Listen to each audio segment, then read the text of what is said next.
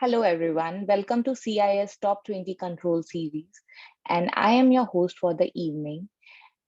The Top 20 Control Series is brought to you by Breaking Barriers, Lean in Circle, Women in Cyber in association with Cyber Preserve.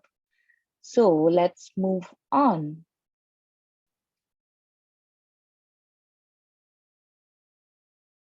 So, CIS Control 7, Email and Web Browser Protection.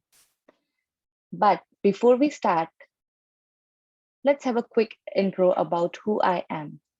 So, I'm your host for the evening. I'm Bishakha Jain. I work as a senior cybersecurity consultant with IBM, and I'm also the associate lead for education and awareness of WISE IBM India chapter. And I am the founder of UKCSA India chapter and the brand ambassador for Women in Cloud Network. I'm the council representative for Wiki West Bengal, and I am the member for WISE's India and also the member of our esteemed Lean Circle. So moving on, the agenda for the day. So we will be discussing about the control definitions, the requirements, its benefits, how to implement this control, procedures and tools, example of email security tools, some example of web browser tools, and finally the conclusion. So the introduction. CIS Control 7 focuses on vulnerability of email clients and web browser due to the amount of end user interaction. So, and organizations should ensure that they are running fully supported and updated email clients and web browsers in order to minimize their vulnerability. And that is why it is said that to minimize the attack surface and the opportunities for attackers to manipulate human behavior through their interaction with web browsers and email security. So this is what it is about, and it is important for us to know that both email and web browsers are commonly attacked entry points in the technical world. Almost identical to real emails, fake emails can be easily created, but in actuality, they might be malicious emails that can cause a plethora of different security problems. Website have the same danger. So CIS control is in place to protect people and businesses from these dangers. By having CIS control 7 in place and being executed, it monitors and ensures that not only fully supported and secure web browsers are able to be accessed within the company, but coinciding with the monitor that web browsers are able to access, CIS Control 7, it works to lower the chance of spoofed or modified emails from valid domains, implement domain-based message authentication, reporting and conformance, that is DAMARC policy and verification, starting by implementing the sender policy framework and the domain key identified uh, mail standards. I will be briefing you through the same going forward because hackers are constantly advancing and creating new ways to harm businesses and people for their own gain. So nothing is ever guaranteed to fully protect you from these dangers. However, this control's intention is to give you the strongest defense against them as possible, because contemporary web browsers, they rely on increased power and sophistication within modern business to process and run active content. This richer user experience come with a health warning in that is great far opportunity for an attacker to misuse and abuse this high level of functionality. Likewise, for today's email clients with preview functions combined with active scripts processing and ancillary products like Word, Excel, content can be easily manipulated to spoof users into taking actions that can be significantly uh, increasing for risk and allowing malicious codes to be introduced and valuable data to be lost or compromised. So that is why it's absolutely critical for organizations to secure the environment, as web browsers and email clients are increasingly attractive targets for both code exploitation and social engineering. With that being said, it is important to understand that Control 7 is not a quick fix solution. It takes time and work on implementers' end of creating a precedence of what is considered secure versus unsecure within the company's standard and regulation. So, without further ado, let's dive right into CIS Control 7 and the 10 requirements associated with foundational control. First, ensure use of only fully supported browser and email clients. So in this sub-control, organizations must ensure that only fully supported web browsers and email clients are allowed to execute and deploy updates.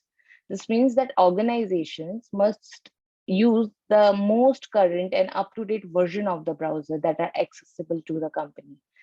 Ideally, updates should happen as soon as they become available, and a formal written policy should be developed so that it can address user behavior. Doing so will help significantly minimize the attack surface. Next comes disable unnecessary or unauthorized browser or email client plugins. So if vulnerabilities are not available within your browsers, attackers will oftentimes target common web browsers plugins. Browser extension can have unfettered access to the information a user enters in a web form. It includes sensitive login credentials and many other things. These plugins may enable attackers to hook into the browser and directly into the operating system. Next is limit the use of scripting language in web browsers and email clients.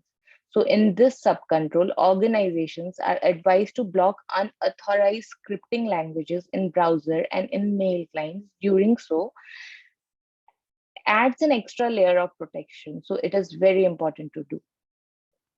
Next is maintain and enforce network-based URL filters. So this sub-controls encourages organizations to maintain and enforce network-based URLs that will block and limit the user's ability to access websites that are not included in the list of approved websites for the company to access. It is especially important to note that the very last sentence, whether they are physically at an organization's facility or not, employees who travel or work remotely can pick up infections anywhere and bring it right into the trusted network, right? Next, subscribe to URL categorization service. So in this sub-control, organizations are advised to subscribe to URL categorization services. Doing so will ensure that the regulations are up to date and most accurate and recent definitions of website categories. Next, we have log all URL requests. So in this sub-control, organizations are encouraged to log all URL requests. This will help organizations spot potentially dangerous actively immediately and help identify compromised system.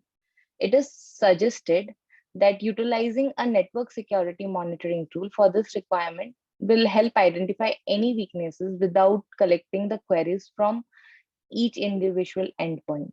Next comes the use of DNS filtering services.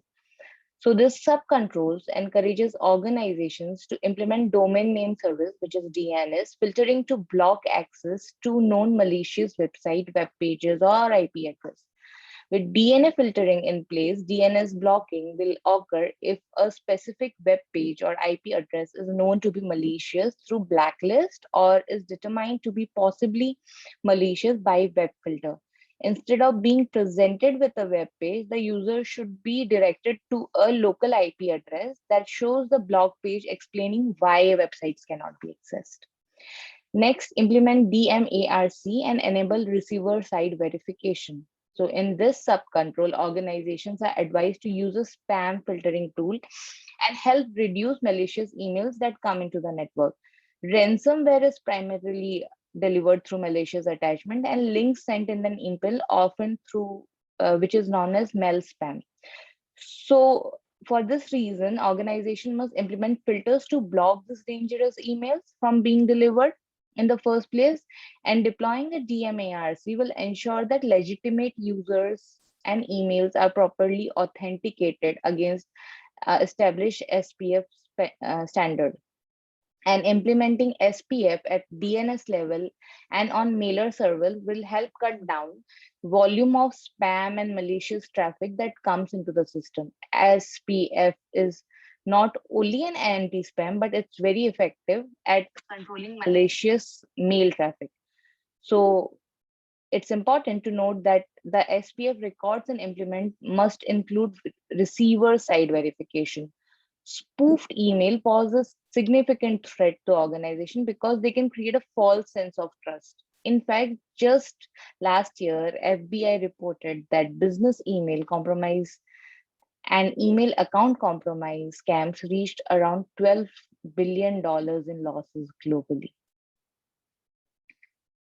Next, block unnecessary file types. So in this sub-control, organizations are encouraged to block any emails from entering the organizations by email system that contains specific file types. The reason is pretty simple. If a user does not receive dangerous attachment, they're not exposed to dangerous inherent in them. So by limiting executable files, the organization significantly reduces the exposure that employees have email-based malware threats. Last is sandbox all email attachment. In this final subcontrol, organizations are encouraged to analyze existing emails attachments to check for any malicious behavior. This method helps block attachment that may have malicious behavior connected to them. Moving on, we talk about how to implement it. So since this control touches on a number of typically different IT functions, it's important to have the people who run the various systems implicated on board when working with it. So personally, I love dealing with this control as they have the potential to unify an IT or IS department in terms of strategy, processes, which helps improve security awareness and capacity. So we start with filtering because successful implementation of Control 7 usually work from two sides, the server or network side and the endpoint configuration or application side. Networking and email server teams should start by limiting how attachments are handled and forwarded from the mail. Server to client and implement content filtering first. In many cases, this is already set up on mail filters for the purpose of space management or security, but it's worthwhile to go a step further and ensure that potentially malicious content is being filtered before it reaches the user's inbox. Implement SPF or something similar. At the same time, implementing sender policy framework at a DNS level on the mail server should cut down on the amount of spam and malicious traffic that is coming into the system. So it should be noted that while SPF is not an anti-spam measure, it's effective as a control for malicious mail traffic. It's important that SPF records and implementation include receiver side verification, which I have already mentioned. So although with all these things, it is worth noting that there are still a few pitfalls in implementing it. While CIS recommends SPF, there are alternative system and strategies. And looking into DKIM and DMARC, since they work well in combination with SPF, although they're not directly mentioned in the CIS Critical Control 7. So if one is using a third-party provider for email, it's accessing with personal, they may have extra expertise on hand and may have done it already. By far, the hardest part of this control is managing the browser and clients on your network. So we configure everything. It's inevitable that there will be roadblocks, but the good news is that there are a number of good ways to handle browser configuration that should both enable your users and limit the risk from malicious code in websites. The other configuration should usually be less secure but limited in use to internal or organization specific services. Usually, this means script-based application or software that require old, out-of-date, or insecure code and components. So, for example, if your corporate intranet relies on Flash and ActiveX scripts to manage employee benefits, it is probably a good idea to set up a browser so that users access the intranet with specially configured browser for that task. This can be as simple as putting a link or bash file on workstation desktop with specific startup for the browser, or leaving the home page set to the specific resource in question.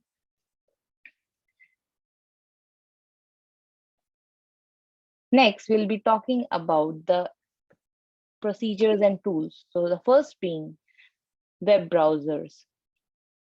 Cyber criminals can exploit web browsers in multiple different ways. If they have access to exploits of vulnerable browsers, they can craft malicious web pages that can exploit those vulnerabilities when browsed by an unpatched browser. So alternatively, if within the browsers they are not available, they can try to target any number of common web page browser plugins that may allow them to hook into the browser or even directly into the OS. This plugins, much like any other application within your environment, needs to be managed and controlled. Not only to know what needs to be updated, but also reduce the probability that user unintentionally install malware that might be hiding in some of these plugins and add-ons. Simple configuration of the browsers can make it much harder for malware to get installed by reducing the ability of installing add-on plugin and preventing specific types of content from the automatically executing. Next is email. Email represents one of the most interactive ways of human work with computers, and encouraging the right behavior is just important as the technical settings. Using a spam filtering tool, as already mentioned, reduces the number of malicious emails that come into your network. Initiating DMARC helps reduce spam and phishing activities. Installing an encryption tool to secure email and communication adds another layer of user and network-based security. In addition to blocking on the sender, it is also worthwhile and only allow certain types of file that user needs for their job. So this will require some level of interfacing with different business units to understand what type of files they receive via email to ensure that there is not an interruption in their processes. Next, we move on to the email security tools. So the first tool being SolarWinds Mail Assure. So it is the product of SolarWinds MSP, a division of SolarWinds that specialize in tools for management, service providers, and large organizations. SolarWinds Mail Assure is a true multifunctional product that can address most, if not all, email security concerns. So here's a quick rundown of the tool primary function. The tool can protect your business against spam, viruses, phishing, malware, ransomware, and other email-borne threats by using collective threat intelligence gathered from all Mail Assure customers. The tool intelligent email protection engine is continuously updated with data about threat detected by 2 million secure domain in over 85 countries. The service also features tamper-proof mail archiving, email continuity, and complete support for Office 365 and Exchange from Microsoft. It uses sophisticated threat detection methods to protect against malware, phishing, and other cyber threats. The continuously updated intelligent protection and filtering engine checks every incoming, outgoing, and internal email. A threat identified in one mailbox updates the detection algorithm for other users in near real time, providing incredible protections for your customer, no matter where you are, what email service you use. The system's email continuity features lets you user log into a branded email portal, even if the cold mail service fails, helping ensure uninterrupted productivity. Mail assures email archiving protects crucial information and intellectual property and helps ensure availability and chain of custody in the event of legal proceedings. All inbound and outbound email and attachments are compressed and encrypted to provide a cloud-based impenetrable vault. Mail Assure is one of the best rated email security systems. It is available as a cloud-based software as a service offering. The pricing structure is rather flexible and complex. You need to contact SolarWinds sales to get a quote matching to your specific needs. If you want to get give the platform a test run, a free trial of the system can be arranged. Next is Avanan Cloud Security Platform. It doesn't offer product, but rather a platform that positions itself between the internet and your cloud email provider and adds various security services to it. The security tools are from some of the best providers in the field, such as Checkpoint, Symantec, and McAfee. What you get is really a best of breed approach. Concretely, the Avanan team seeks out innovative security technology from the industry's top vendors, as well as small innovative startups that offer next generation tools to help prevent tomorrow's threat, and then they cloudify their products. The company doesn't just run the third party application in their cloud. It takes its partner best software and wraps the core technology in the Avanan API, standardizing all their users, files, events, and policy informations. Its cloud native versions are not available anywhere else. The Avanan cloud security platform is available in three levels: anti-phishing, complete malware, and complete cloud security at prices starting at $3, $5, or $6 per user per month, respectively. Prices are a bit lower when paid on a yearly basis at $2.50 or $4 and $5. There is a custom price a la carte option where you can choose the exact protection you want. If you want to test the service, a free 14-day trial also available on all packages. Next comes the Spam Titan. It is from the Titan HQ, a leading business anti-spamware filter that controls, cleans, and protects against unwanted email while blocking spam, viruses, and malware. It claims to be able to block 99.9% of spam, viruses, and other threats that come through email. Despite its rather high catch rate, the product only has a 0.03 false positive rate. Spam Titan detects spam and other threats through multi-layered analysis, including a real-time blacklist, SURBL, sender policy framework, and Bayesian analysis.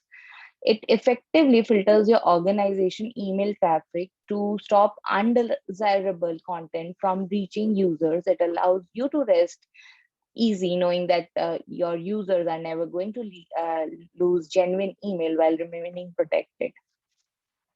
The cloud-based platforms offers a real-time blacklist, virus and malware detection, and outbound mail scanning. Installation is quick and easy, and free support from live technicians is available. The subscription-based service starts at $17 per month for 10 users, and a free trial is available. Next comes the Agari Advanced Email Security. So it is a solution from Agari Data, and it is AI based, and it claims to understand the human relationship, behaviors, and identities behind email.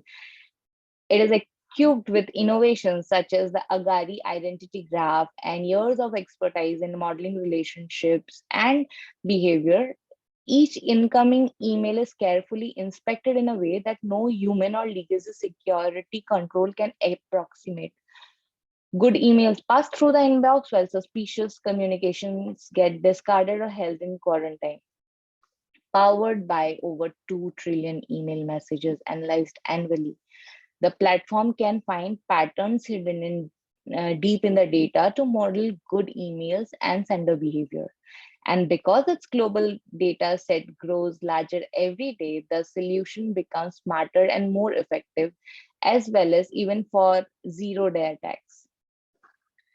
The tool integrated attachment, analysis, and detection of account takeover protect your organization from the latest malware borne threats hidden deep within attachment.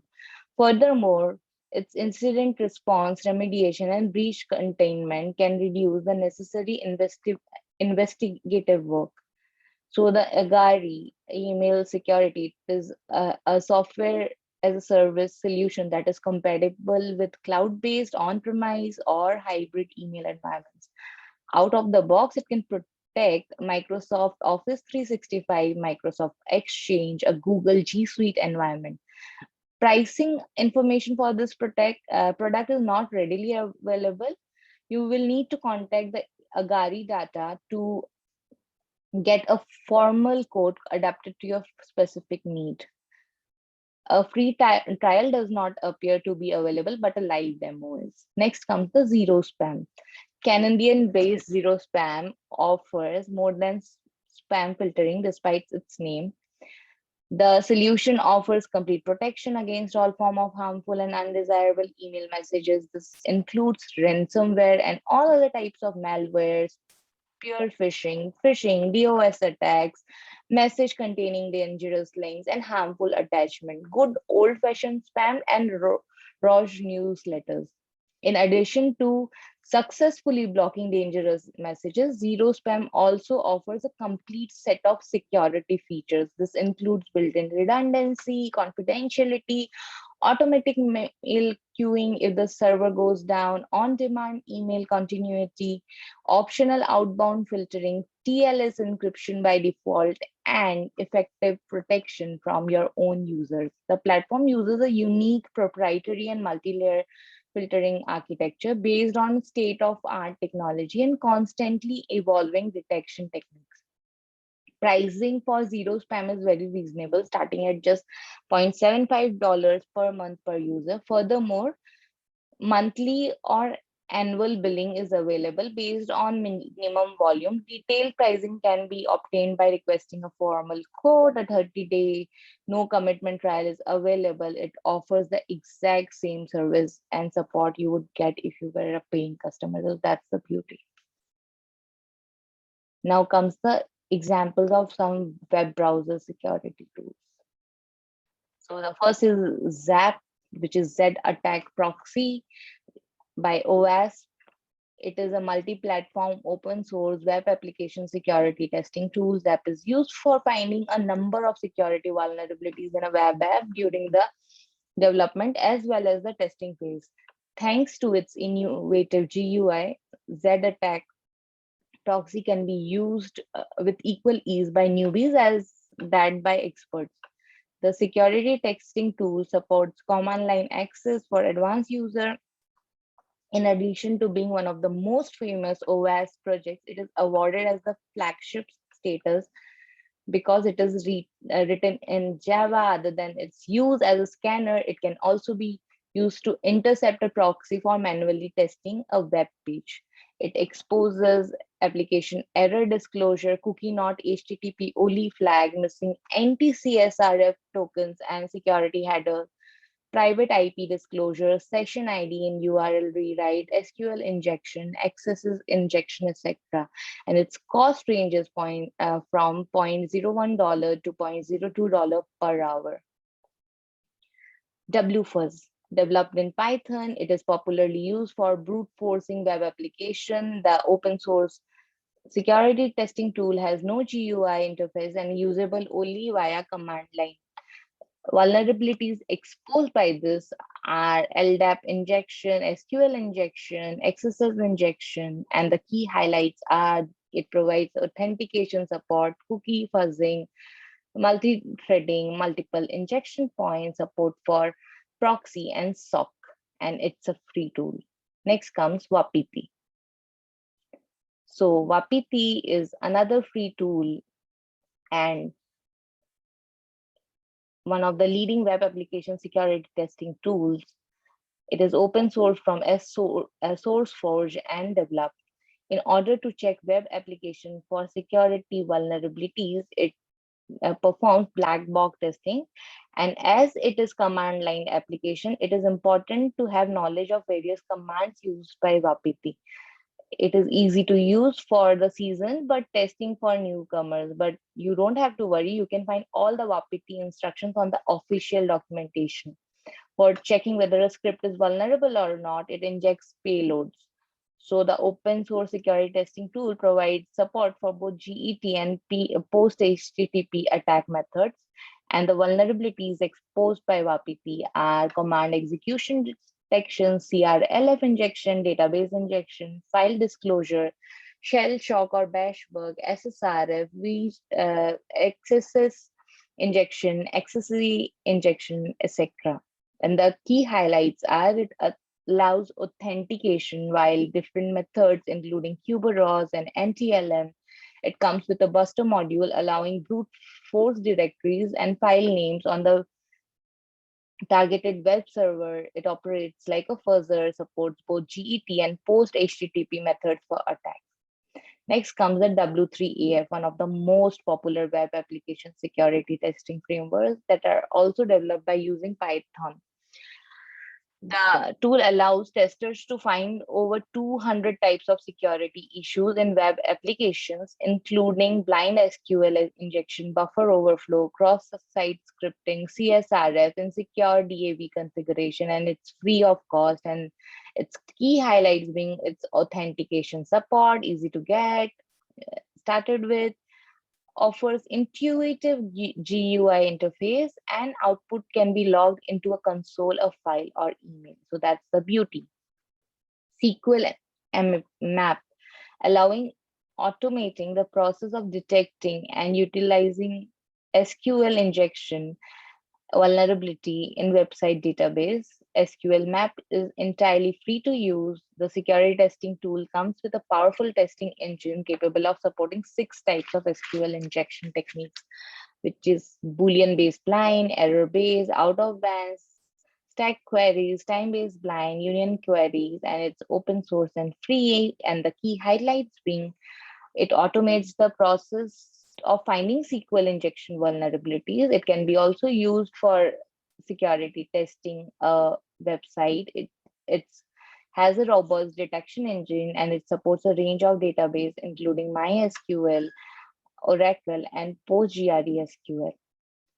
So with this, we have finished the tools and its example of both web browser security and email security. And then we move on to the conclusion, which is being keep it simple, because the simple axiom to follow when implementing this control is you need to make it simple for the users or they will find a way out. It's important to consider this when applying control 7, because increasing complexity or the effort your user have to put in often leads you to privilege misuse or other workarounds to defeat the controls. In this context, it's worth remembering that human error is still the major source of the most breaches and incidents.